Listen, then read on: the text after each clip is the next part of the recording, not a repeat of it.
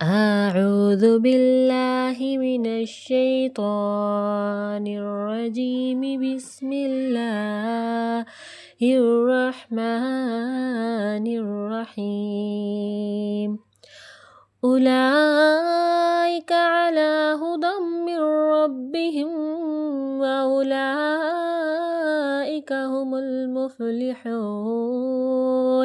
إن الذين كفروا سواء عليهم أنذرتهم أم لم تنذرهم لا يؤمنون۔ میں ہوں آپ کی ہوسٹ عائشہ صدیقہ، اور آج ہم جو ہیں وہ جس آیت کے بارے میں جانے کہ آج کے پوائنٹ آف ویو کے لحاظ سے، اور یہ آیت نازل ہوئی تھی اس وقت کے پوائنٹ آف ویو کے لحاظ سے، تو کیونکہ قرآن مجید تو ہے وہ ہر دور کی رہنمائی کے لیے آیا ہے۔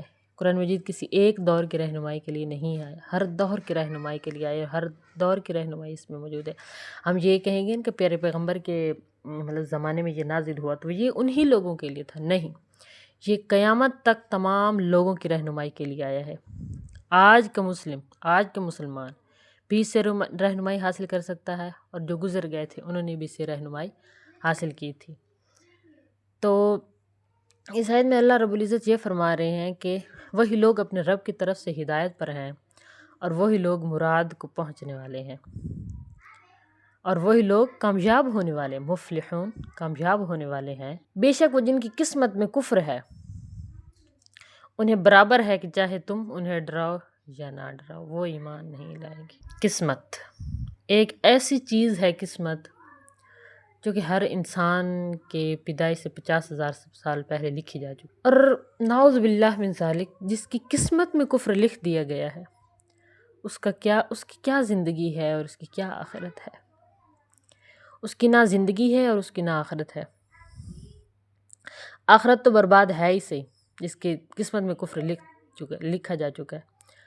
دنیا کیسے برباد ہے؟ دنیا میں اس کے دل میں کسی کا ڈر، کسی کا خوف، کوئی کچھ نہیں ہے، اس کی منزل ہی نہیں ہے۔ جب ایک انسان کی منزل ہی نہیں ہوتی تو اس کی زندگی کیا ہوگی؟ جس انسان کے جینے کا کوئی مقصد ہی نہیں ہوگا، جس انسان کے دل میں کسی کا خوف، کسی کا ڈر، کسی کی محبت، خاص طور پہ اللہ رب العزت کی محبت نہیں ہوگی، وہ زندگی بھی کیا زندگی، وہ جینا بھی کیا جینا جس میں اللہ کا خوف اور اس کی محبت نہیں ہے۔ تو ہاں، ایک حل ہے کہ تقدیر بدل سکتی ہے، وہ دعا۔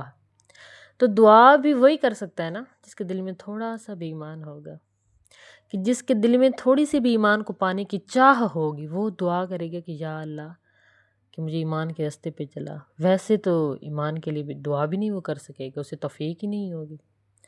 دل میں محبت کا ہونا ضروری ہے، دل میں خوف کا ہونا ضروری ہے، دل میں حیا کا ہونا ضروری ہے۔ جب تم میں حیا نہیں ہے تو تم جو چاہے مرضی کرو۔ حیا ہوگی، خوف ہوگا، ڈر ہوگا، محبت ہوگی تو وہ دل ہدایت پائے گا۔ اگر ان چیزوں میں سے کوئی ایک چیز بھی نہیں ہوگی تو وہ دل کبھی بھی ہدایت نہیں پا سکتا۔ تو پیارے پیغمبر کو کیا فرمایا جا رہا ہے؟ یہ ابو لہب اور ابو جہل کے بارے میں یہ نازل ہوئی تھی۔ یہ پیارے پیغمبر جو ہے ان کو تبلیغ کر کے تو وہ نہیں مانے پیارے پیغمبر کی بات، وہ اللہ تعالیٰ نے اپنے محبوب کو تسلی دی کہ محبوب آپ ان کو ڈرائیں، آپ کا کام ہے ڈرانا، آپ کا کیا کام ہے؟ تبلیغ کرنا، آپ کا کام ہے ڈرانا، میرا خوف دل میں پیدا کرنا، میرے عذاب سے ڈرانا۔ اگر وہ نہیں ڈرتے تو چھوڑ دیں، آپ پر اس کا کوئی نہیں ہوگا، آپ نے تو اپنی ذمہ داری ادا کر دی نا۔ یہ تو آگے ان کی قسمت میں لکھا ہے، وہ ایمان لائیں گے یا نہیں لائیں گے، تو آپ بری ذمہ ہے پیارے پیغمبر، آپ چھوڑ دیں ان کو۔ آپ نے اپنا کام کر دیا پیارے پیغمبر، چھوڑ دیں۔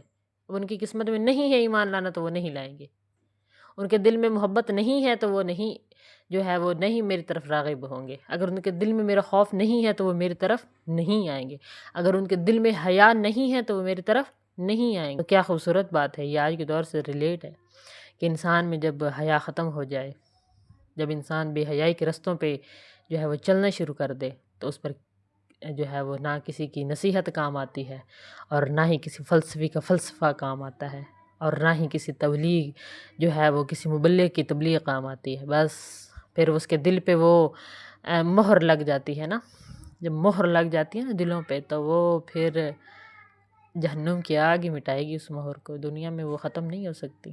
تو قسمت انسان جو ہے لیس لہا من دون اللہ کاشفہ، اللہ تعالیٰ نے فرمایا انسان کے لیے وہی کچھ ہے جو اس کے لیے، اگر ہم وہی کچھ ہے جس کے لیے وہ کوشش کرتا ہے. اگر ہم کوشش ہی نہیں کریں گے ایمان لانے کی، اگر ہم کوشش ہی نہیں کریں گے اللہ تعالیٰ کا ڈر پیدا کرنے کی، اگر ہم کوشش ہی نہیں کریں گے خوف خدا رکھنے کے دل میں، اگر ہم کوشش ہی نہیں کریں گے اللہ تعالیٰ سے کے قریب ہونے کی، اللہ تعالیٰ سے محبت کرنے کی، تو ہمارے دل میں ایمان کیسے آئے گا؟